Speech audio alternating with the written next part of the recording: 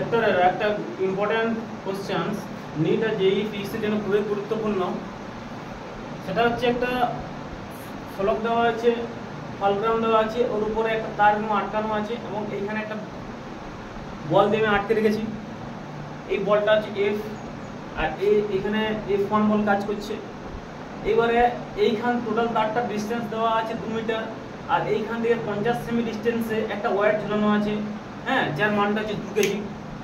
বুঝে গেছে? এইবারে তোমাকে বার করতে হবে F1 আর F2 মান কত। আর এই পুরো সিস্টেমটা একটা ইকুইলিব্রিয়াম সিস্টেম, মানে সাম্যাবস্থা রয়েছে। জি এর মান দেওয়া আছে, তারপর ওজন দেওয়া আছে।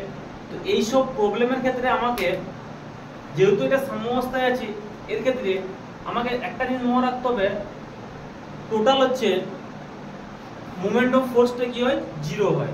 অর্থাৎ বলের ক্ষমতার সমষ্টিটা আমার এখানে টোটালটা কি হবে, আমার 0 হবে। তাহলে যেহেতু টোটাল ওজনটা আমাকে নিচের দিকে কি ওজন কাজ করছে, উপর দিকে কি ওজন কাজ করছে আমাকে দেখতে হবে। উপর দিকের ওজনটা হচ্ছে F1 plus F2, F1 plus F সমান আমার হবে টোটাল ওজনটা হচ্ছে 2 কেজি, আর তারটার ওজন 1 কেজি, মানে সমান 3 কেজি। তো আরেকটা জিনিস মনে রাখি আমরা, ইম্পর্টেন্ট জিনিস, যে তারটা রয়েছে না, তারটা টোটাল যে ওজনটা 1 কেজি, ওটা একটা ওর ভর কেন্দ্র দিয়ে নিচের দিকে, ভার কেন্দ্র দিয়ে নিচের দিকে কাজ করবে, হ্যাঁ, ওটা হচ্ছে 1 কেজি, টোটাল হচ্ছে 3 কেজি। তাহলে বলটার মান কত হবে, 3 কেজি ইনটু জি এর মান হচ্ছে ইনটু জি, তাহলে কত আসবে, 3 ইনটু 10 সমান হবে 30 নিউটন হবে। টোটাল দুটো বল যোগ করলাম 30 নিউটন। এইবারে আমাকে যেটা বার করতে হবে movement of force, total movement of force.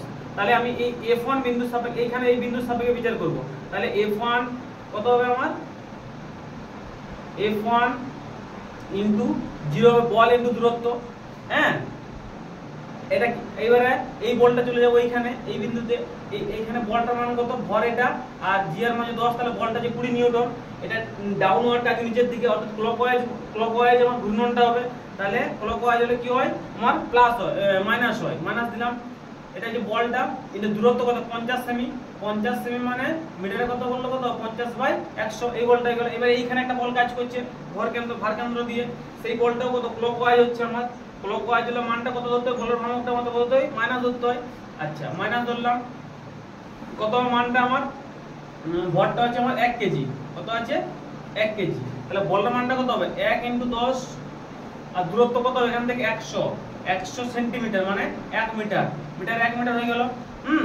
আর এই যে এখানে এই প্রান্তে যে বলটা কাজ করে সেটা হচ্ছে কি অ্যান্টি ক্লকওয়াইজ। অ্যান্টি ক্লকওয়াইজ হলে বলের ভ্রামকটা মান কি ধরতে হয়, প্লাস ধরতে হয়। প্লাস কত হবে মানটা, তাহলে আমার বল ইনটু দূরত্ব কত আছে 2, বল ইনটু দূরত্ব, লম্ব দূরত্ব সমান আমার এটা আসছে টোটাল, এটা সমান কত আসবে, 0 আসবে, হ্যাঁ।